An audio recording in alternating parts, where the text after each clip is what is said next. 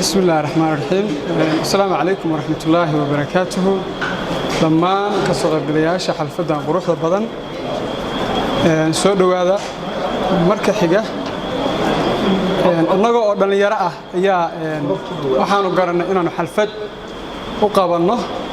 شخص كم ذا بالشدة وأنسلنا إنه هو قبته شقاء والله مدة كومنيد وشقيني. marka qof kasto bini aadan waxa uu soonahay haduu wax qabto inuu maaragtay amaanteeda iyo mahadcelinteeda u leeyahay annagoo dhalinyarada gobolka ah ayaan isu tashanay inaanu dhigno xalfad caynkan ah oo aan ugu sameeyno dhiirigelin iyo taageero marka dabcan wax kasta oo ra'yiga dadka nin walba indhihiisa u macallin ah oo wax la aruuriyo waxa fiican laga soo saaro nuqul annagoo dhalinyaradaas biyaan baan soo saarnay shirkaan ah sida quruxda badan u soo ajibteen waa ku mahadsantihiin waxaan idin akhriynaa qodobadaas oo kooban insha Allah waxaan ku soo dhaweynayaa Cabdirasaaq bismillaahir rahmaanir rahiim dhammaan nabadoonnada siyaasiyiinta culimada dhalinyarada hooyooyinka haweenka iyo dhammaan ka soo qaybgalayaasha madasha tan oo ujeedkeedu tahay soo bandhigida dareenka dadweynaha ee ku aadan muujinta iyo ka mahadcelinta waxqabadka xildhibaan Cali Yuusuf Cali Xoosh oo baarlamaanka Soomaaliya ka tirsanaa 4 sano u dhameysay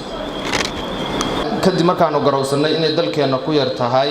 bogaadinta iyo ka mahadcelinta dadka horseeda ama gaara darajada waxqabadka matalaada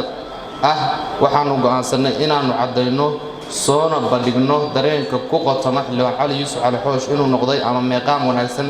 ka joogo shakhsiyaadka maanta ku suntan waxqabadka iyo horusocodka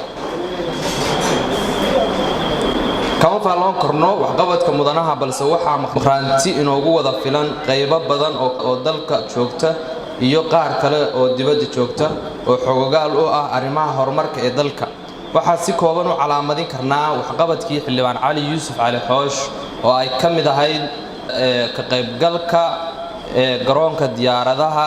ay ka duulaan ee magaalada Garowe ee General Maxamed Abshir sidoo kale ka qaybgalkii garoonka kubadda cagta ee Miraawaare ee magaalada Garowe sidoo kale ka qayb qaadashadii soo celinta hanti dadweyne oo maqnayd muddo ka badan 30 sano sidoo kale waxa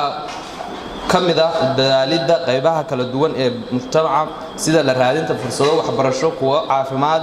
iyo shaqo abuur intaba la waxa muhiim nolol noqotay inaan bogaadino waxqabadka cid walba oo kaalin hor socod kasta bulshada ku matasha kursiga si ay u suurto gasho dadaal dheer in loo galo yareynta iyo suulinta dhaqamada aan fiicnayn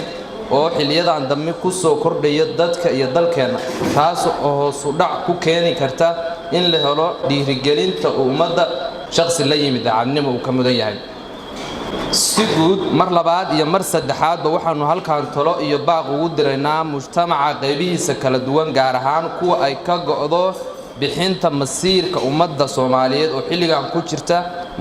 marxalad kala guura inay u xushaan kuraasta wakiilada u matali doona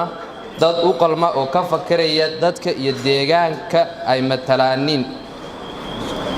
ugu dambeyntii waxaan u mahadcelinaynaa cid walba oo garab nagu siisay qabashada munaasabaddan ballaaran oo ka